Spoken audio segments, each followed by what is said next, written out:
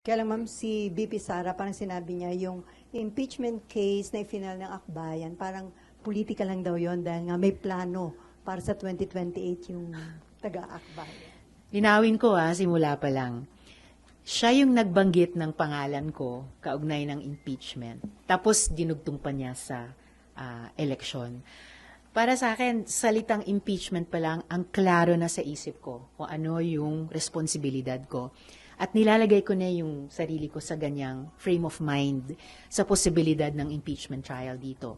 At yan ay walang iba kundi maging senator judge na magtitimbang ng mga ebidensya at batay sa konstitusyon, magdidesisyon or boboto dyan. Wala nang iba.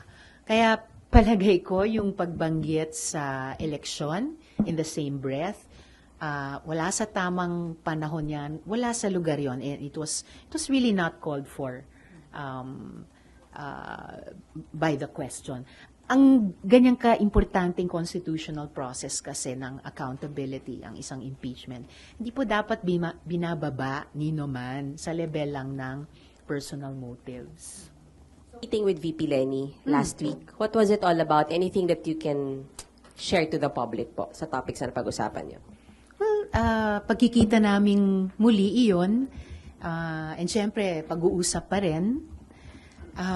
So, bahagi siya nung matagal ng proseso at prosesong aandar pa in the near future.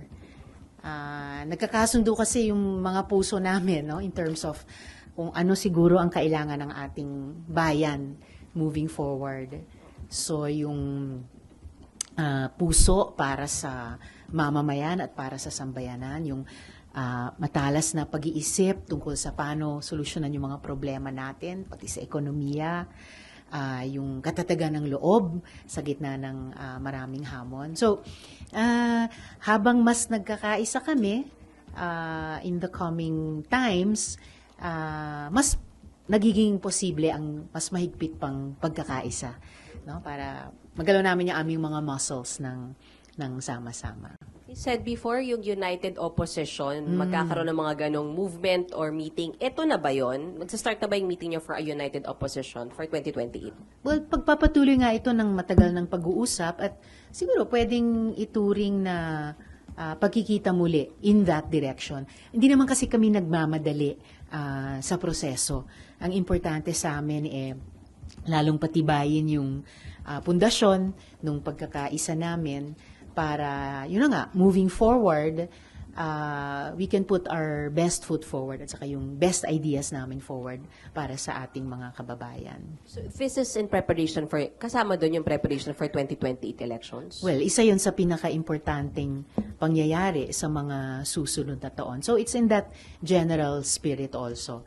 Basta ang importante, sa tingin ko, ay patuloy kaming nag-uusap, patuloy kaming nagkakapalagayan ng loob, para at the proper time, pwede rin kaming magdesisyon ng sama-sama. Sana lang, ma'am. Kino-consider pa ba si former VP Lenny as a frontrunner for the 2028 elections? Hindi importante siguro sa ngayon yung mga pangalan. Ang importante ay, yun na nga, ang puso at isip namin ay nagkakaisa ng mahaba-habang panahon na, and moving forward, magkakaisa kami sa aming pagkilos. Yun yung inaasahan ko.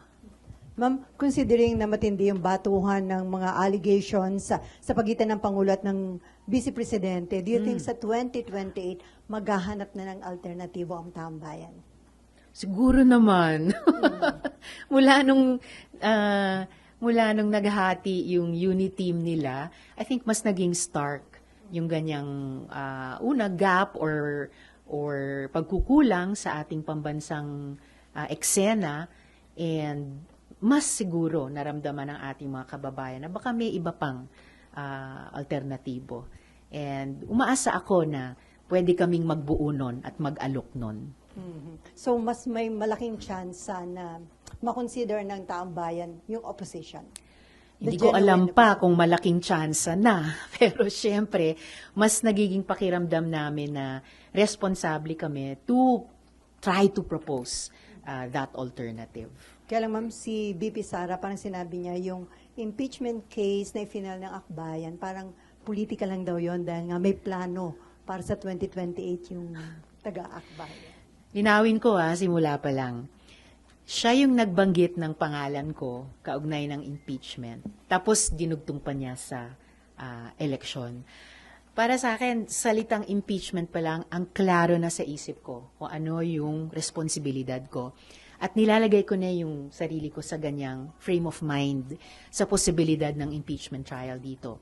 At yan ay walang iba kundi maging senator judge na magtitimbang ng mga ebidensya at batay sa konstitusyon, magdidesisyon or boboto dyan.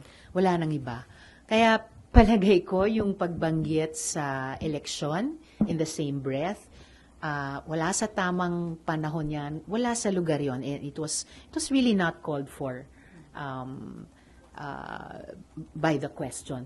Ang ganyang ka-importanting constitutional process kasi ng accountability, ang isang impeachment, hindi po dapat binababa ni man sa level lang ng personal motives.